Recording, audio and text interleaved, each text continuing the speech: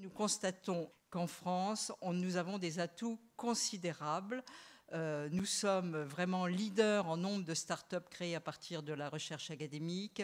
Nous sommes à peu près leaders aussi en fonds levés en dessous de 50 millions d'euros. Enfin, nous avons une place très importante en Europe parce qu'en France, nous avons le crédit impôt recherche et à France Biotech, nous sommes très, très vigilants sur ce point actuel du crédit impôt recherche, car nous craignons tous les ans qu'il va baisser et donc que l'enveloppe va se réduire. Et c'est vital pour ces entreprises qui mettent du temps à mettre des produits sur le marché dans le domaine de la santé. Il faut quelquefois, pour des biomédicaments, 15 ans pour mettre un produit sur le marché. Donc il faut du temps et de l'argent. Et les outils qui ont été mis en France, le crédit d'impôt recherche et le statut de jeune entreprise innovante, sont absolument des éléments vitaux pour ces entreprises dans le domaine de la santé. Que je rappelle, ce domaine est un enjeu majeur au niveau économique pour la France et un enjeu sociétal majeur pour chaque individu. Chaque individu français doit pouvoir accès aux nouvelles technologies, aux nouveaux médicaments.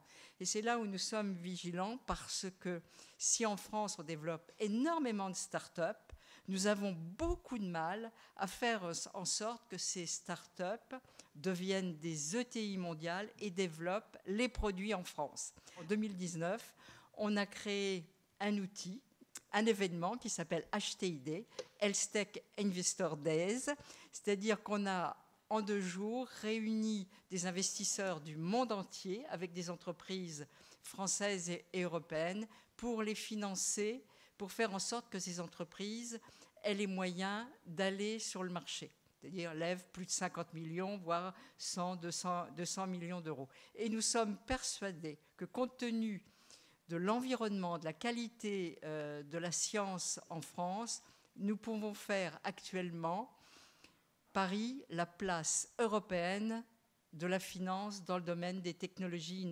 innovantes. Je pense que la France doit être très vigilante à pouvoir financer ces sociétés jusqu'au marché.